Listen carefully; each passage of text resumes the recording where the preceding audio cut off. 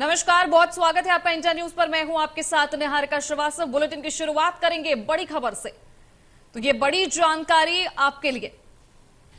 तो प्रयागराज हिंसा के मुख्य आरोपी के घर पर कार्रवाई जारी है। जावेद के घर पर बुलडोजर की कार्रवाई। तो जावेद पंप का घर बुलडोजर से तोड़ा जा रहा है। जावेद पंप के अवैध निर्माण पर बुलडोजर चला। तो जावेद के घर पर बुलडोजर की कार्रवाई जारी। लगातार इस खबर से जुड़ी सारी बड़ी अपडेट्स आप तक पहुंचा रहे हैं। तो ये तस्वीरें प्रयागराज हिंसा के मुख्य आरोपी के घर पर कार्रवाई जारी। जावेद के घर पर बुलडोजर की कार्रवाई लगातार जारी है।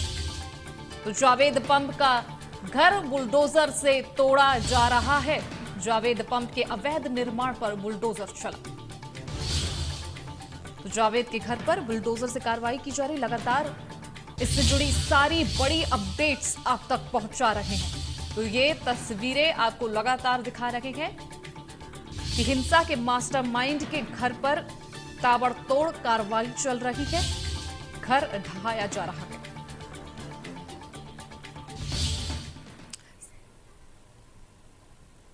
तो ये तस्वीरें आपको दिखा रहे हैं। पुलिस बल भारी संख्या में तैनात, लगातार कार्रवाई जारी।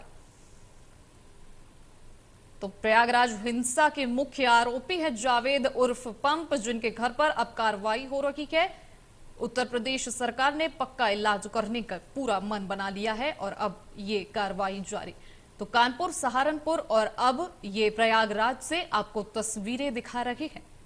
तो शुक्रवार को हिंसा हुई थी और आज ये अवैध निर्माण पर बुलडोजर चल रहा है। तो पत्थरबाजों के खिलाफ एक्शन जबरदस्त, योगी सरकार सख्त। तो ये जावेद वही शख्स हैं जिनको इस पूरे मामले में मास्टरमाइंड बताया जाए। पूरा जो घर है उसको ही इलीगल बताया गया है कि कंस्ट्रक्शन है ये।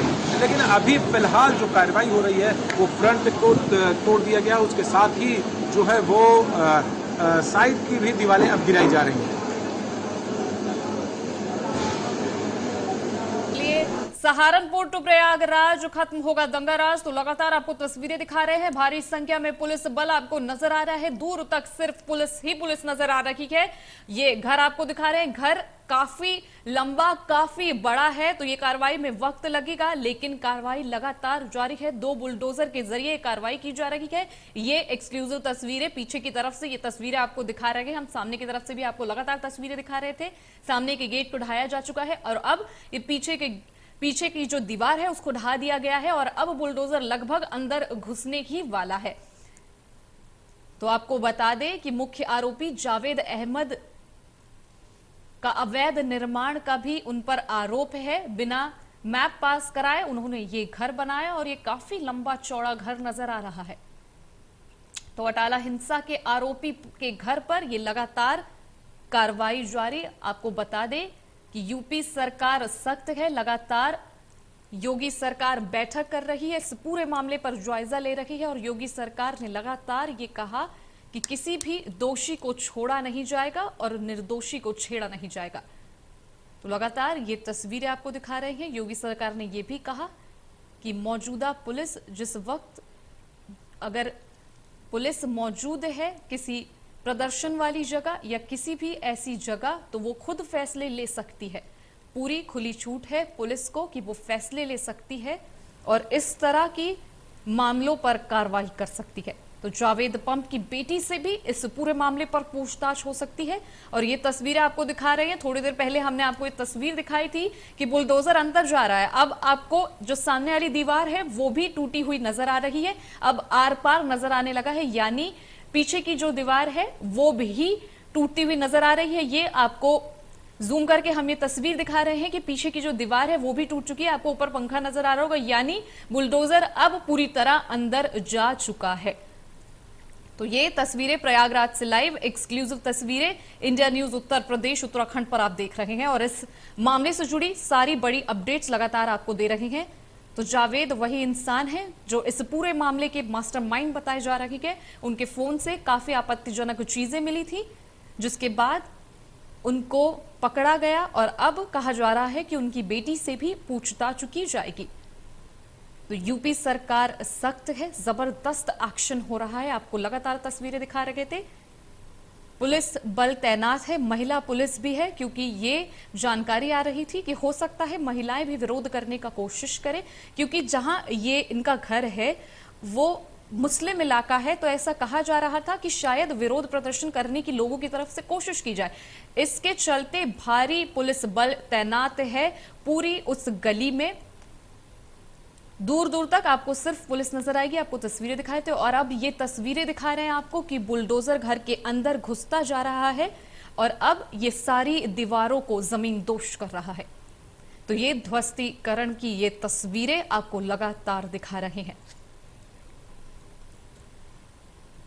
तो ये तस्वीरें आपको हमने पहले भी दिखाई थी, अब भी दिखा रहे हैं एक्सक्लूसिव तस्वीरें। दूर तक जहां तक आपकी नजर जाएगी सिर्फ पुलिस नजर आ रही है। सैकड़ों की संख्या में पुलिस बल तैनात है और ये सामने से तस्वीरें दिखा रहे हैं आपको। तो पुलिस चारों ओर नजर बनाए हुए है, एसपी सिटी भी मौजूद है और मास्टरमाइंड के घर पर बुलडोजर चलना शुरू हो चुका है। तो कोई भी अपने दिमाग में ये ना सोचे कि देश का सौहार्द आप यूं ही बिगाड़ सकते हैं। आप एक लोकतांत्रिक देश में हैं जहां नरेंद्र यादव हमारे साथ इस खबर पर लाइव जुड़ रहे हैं। नरेंद्र, आपसे जानना चाहेंगे कि कार्रवाई लगातार जारी है, अभी क्या स्थिति बनी हुई है? देखिए, प्रयागराज में आरोपी के घर पर बुलडोजर पहुंच चुका है और कार्रवाई चालू है, यानी कि बिल्डिंग को तोड़ने का काम इस समय चल रहा है। बड़ी संख्या में पुलिस बल वहां पर तैनात किए गए हैं। पूरे 1 किलोमीटर एरिया को कवर किया गया है। जो सूचनाएं आ रही है उसमें करीब 10,000 की संख्या में पुलिस बल और सुरक्षा बल वहां पर तैनात कर दिए गए हैं और साफ मैसेज दिया जा रहा है कि अगर आप पत्थरबाजी करोगे, कानून व्यवस्था को अपने हाथ में लोगे, सांप्रदायिक तनाव पैदा करोगे तो कार्रवाई की जाएगी। हालांकि ये जो है प्राधिकरण की तरफ से कार्रवाई की जा रही है। आरोपी का मकान जो है बिना नक्शा पास कराए अवैध तरीके से बनाया गया था, इस पर बुलडोजर चलाया जा रहा है। लेकिन कहीं ना कहीं प्रदेश सरकार ये सख्त संदेश देना चाहती है कि जरूरी है जो दंगाई है उनको किसी भी हालत में बख्शा नहीं जाएगा, उनके खिलाफ कार्रवाई की जाएगी। अगर बात की जाए पूरे प्रदेश की तो पूरे प्रदेश में अब तक 304 से ज्यादा गिरफ्तारियां हो चुकी है। जिस तरीके से 9 जिलों में पिछले शुक्रवार को दंगा हुआ था, पत्थरबाजी हुई थी, उसको लेकर हर जिले में कार्रवाई चल रही है, गिरफ्तारियां चल रही हैं और ऐसे लोगों को तलाशा जा रहा है, खोजा जा रहा है जिनका किसी ना किसी ऐसे संगठन से संपर्क तो नहीं है जो उपद्रव करवा रहे हैं। इसके पीछे पीएफआई का भी नाम आ रहा है। मेरठ से जो सूचनाएं आ रही है उसमें इस बात से अधिकारियों ने इनकार नहीं किया है कि पीएफआई का भी संबंध कहीं ना कहीं इन दंगों से हो सकता है। तो लगातार प्रदेश सरकार की तरफ से कार्रवाइयां चल रही हैं और कठोर कार्रवाई कहा जा सकता है कि इतने कम समय में उपद्रवियों को चिन्हित किया गया, गिरफ्तारी की गई और उनके जो अवैध निर्माण थे उन पर बुलडोजर चलाया गया। जी नरेंद्र, आपसे ये भी जानना चाहेंगे कि जो बाकी शहर हैं जैसे लखनऊ, कानपुर और ज्यादातर प्रयागराज में भी बाकी जगह किस तरह की स्थिति है? देखिए, जो दंगे हुए थे पिछले शुक्रवार को उसमें 9 जिले प्रमुख रूप से शामिल थे। इस मामले में 13 मुकदमे दर्ज किए गए हैं। प्रयागराज, सहारनपुर में ज्यादा मुकदमे हुए हैं, 3 मुकदमे हुए हैं। अगर गिरफ्तारियां की बात की जाए तो 300 से ज्यादा गिरफ्तारियां हुई हैं। इसके पीछे जो कार्रवाई चल रही है वो बड़ी कार्रवाई है, क्योंकि सीएम योगी आदित्यनाथ ने कल बैठक में साफ तौर पर कहा था कि उपद्रव करने वाले और उनके पीछे जो संगठन काम कर रहा है वहां तक पहुंचना है, उनकी जड़ों तक पहुंचना है और पूरी कार्रवाई करनी है।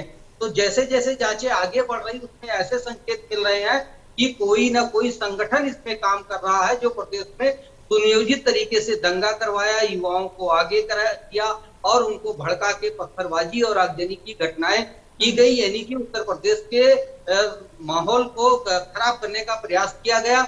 इसको लेकर के अब फोर्स जो है, पुलिस बल जो है, खुफिया एजेंसियां जो है, उन सारे तथ्यों को खंगालेगी और उन लोगों को पकड़ने का प्रयास किया जाएगा, उन लोगों को सामने लाने का प्रयास किया जाएगा जो पर्दे के पीछे से फंडिंग करके या किसी टेरर ग्रुप से जुड़ करके व्हाट्सएप ग्रुप के जरिए सोशल मीडिया का प्रयोग करके लोगों को भड़काए और एक सुनियोजित तरीके से उत्तर प्रदेश में दंगा कराने का प्रयास किया है। तो इस पर पुलिस का और खुफिया एजेंसियों का फोकस है। साथ ही आज जो कार्रवाई हो रही है प्रयागराज में और जो अधिकारी दूसरे जिलों में काम कर रहे हैं, कार्रवाई कर रहे हैं, उसकी मॉनिटरिंग लखनऊ से डायरेक्ट की जा रही है। मुख्यमंत्री योगी आदित्यनाथ नजर इस पर बनाए हुए हैं। साथ ही SK home, Awanish Awasthi, DGP Prashant Kumar, ADG law and order, सभी लोग पूरे प्रदेश की घटनाओं पर नजर बनाए हुए हैं कि किन जिलों में और किस तरीके से कार्रवाई हो रही है। जी नरेंद्र, आपसे ये भी जानना चाहेंगे कि मास्टरमाइंड के घर पे तो ये कार्रवाई हो ही रही है, और जो जावेद है उनसे किस तरह की पूछताछ हो रही है? अगर पूछताछ हो रही है तो कौन सी बातें सामने आ रही है? देखिए, जावेद इस समय जेल में है, उससे पूछताछ की गई है। जावेद की ये फैमिली के लोगों का नाम इसमें आया था, उसकी बहन का नाम आया है, उसकी पत्नी का नाम आया है। उसकी तलाश के लिए उत्तर प्रदेश की पुलिस दिल्ली में भी दबिश दे रही है और दिल्ली की पुलिस से संपर्क में है, क्योंकि जो सूचनाएं मिली है उसमें सोशल मीडिया का प्रयोग किया गया है, व्हाट्सएप ग्रुप के जरिए लोगों को इकट्ठा किया गया है और इसके पीछे फंडिंग भी की गई है। जिस तरीके से जावेद का नाम आया, कानपुर के एक दंगाई का नाम आया, जब इनके बैंक के अकाउंट को खंगाला गया तो करोड़ों रुपए का ट्रांजेक्शन विदेशों से हुआ है। अभी जिस तरीके से जावेद के घर पे जो वहां पे साहित्य मिले हैं और जिस तरीके से झंडे मिले हैं, तो इससे इनकार नहीं किया जा सकता है कि किसी संगठन से जावेद का जुड़ाव रहा हो और वो जो पैसा इकट्ठा किया हो, धन इकट्ठा किया हो, उसको दंगे भड़काने के लिए प्रयोग किया हो, युवाओं को बहकाने के लिए प्रयोग किया हो। तो एक बड़ी चुनौती प्रदेश सरकार के सामने ये है कि जो संगठित अपराध हैं और सुनियोजित तरीके से उत्तर प्रदेश में दंगा कराने की साजिश रची जा रही, जिसमें विदेशी फंडिंग भी शामिल है, पीएफआई का भी नाम आ रहा है और ऐसे आतंकी संगठनों का नाम आ रहा है जो उत्तर प्रदेश में कहीं ना कहीं सक्रिय हैं, वो पर्दे के पीछे से काम कर रहे हैं, फंडिंग कर रहे हैं और पेट्रोल बम का प्रयोग करवा रहे हैं। कहीं ना कहीं ये बड़ी साजिश की तरफ इशारा करती है कि उत्तर प्रदेश को दंगे की आग में झोंकने का प्रयास किया गया। ये बयान को लेकर जिस तरीके से माहौल कानपुर में बिगड़ा, उसके बाद पूरे प्रदेश में बिगड़ा और जो सूचनाएं आई उसमें सहारनपुर से करीब 1 दर्जन से ज्यादा युवा छत्तीसगढ़ में पकड़े गए, उनका नाम आया, यानी कि उत्तर प्रदेश से लोग छत्तीसगढ़ में भी गए। तो कहीं ना कहीं इन जो आतंकी टाइप के लोग हैं, जो फंडिंग के जरिए उत्तर प्रदेश से लेकर देश में कई जगह नेटवर्क बनाते हैं, जिनका काम है दंगा करवाना, अब वहां तक पुलिस पहुंचने का प्रयास कर रही है और सीएम ने साफ तौर पर कहा है कि दंगाइयों को छोड़ना नहीं, कठोर कार्रवाई करनी है। इसी के सिलसिले में आज बुलडोजर भी चल रहा है, कानपुर में भी बुलडोजर चला और आने वाले दिनों में ऐसे जो आतंकी गतिविधियों में या षड्यंत्र में, दंगों में शामिल रहते हैं, वो कहीं ना कहीं से फंडिंग पाते हैं, उससे वो अवैध निर्माण करवाते हैं, गाड़ियां खरीदते हैं, अवैध संपत्तियां बनाते हैं, उससे एक नेटवर्क खड़ा करते हैं। तो सीएम और प्रशासन यही चाहता है कि उस सारे नेटवर्क को ध्वस्त किया जाए और जिससे इनकी जड़ें उखड़ सके और उत्तर प्रदेश में कोई सुनियोजित दंगा ना हो सके। जी नरेंद्र, आपकी पूरी जानकारी के लिए बहुत शुक्रिया। तो ये तस्वीरें आपको दिखा रहे हैं लगातार, ये लाइव तस्वीरें आपको पहले दिखाया था हमने कि बुलडोजर तब अंदर नहीं किया था और अब आप देख सकते हैं कि घर को लगभग पीछे की तरफ से जो ये कमरा है, शायद इसको पूरी तरह से उसकी दोनों दीवारें तोड़ दी गई है। तो ये प्रयागराज से एक्सक्लूसिव तस्वीरें आपको दिखा रहे हैं। इंडिया न्यूज उत्तर प्रदेश उत्तराखंड पर आप ये तस्वीरें देख रहे हैं। मुख्य आरोपी जावेद अहमद के घर पुलिस पहुंची है बुलडोजर लेके और अब ये कार्रवाई लगातार हो रही है। पीला पंजा चल चुका है, एक्शन में बुलडोजर नजर आ रहा है, पत्थरबाजों के खिलाफ एक्शन जबरदस्त हो रहा है। तो ये तस्वीरें आपको दिखा रहे हैं कि जो ये पीछे की तरफ से जो ये कमरा है, इसको लगभग पूरी तरह से तोड़ दिया गया है। आपको ये तस्वीर एक्सक्लूसिव दिखा रहे हैं, प्रयागराज से लाइव है ये तस्वीरें। पहले कानपुर में, फिर सहारनपुर में और अब प्रयागराज में ये कार्रवाई हो रही है। तो यूपी सरकार लगातार सख्त नजर आ रही है। भारी संख्या में जावेद के घर के बाहर पुलिस बल तैनात है ताकि किसी भी तरह का विरोध प्रदर्शन करने की अब कोई ना सोच पाए। तो ये बुलडोजर और इस के घर की ये तस्वीरें आपको दिखा रही हैं। अटाला हिंसा के आरोपी के घर बुलडोजर से कार्रवाई हो रही है। ये उन सभी लोगों के लिए ये तस्वीरें बहुत महत्वपूर्ण हैं जिनके दिमाग में कहीं भी ये मौजूद है कि वो देश का सौहार्द बिगाड़ सकते हैं। तो ये लगातार आपको तस्वीरें दिखा रही हैं कि योगी सरकार सख्त है, पत्थरबाजों के खिलाफ एक्शन जबरदस्त हो रहा है।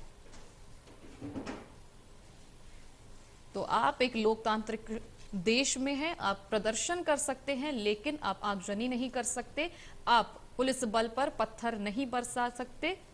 और ये करने पर क्या होगा, ये तस्वीरें आप देख रहे हैं अपनी टीवी स्क्रीन पर। तो जावेद पंत की बेटी से भी पुलिस कर सकती है पूछताछ। इस वक्त बुलेटिन में इतना ही। अब वक्त है 25 बड़ी खबरों का।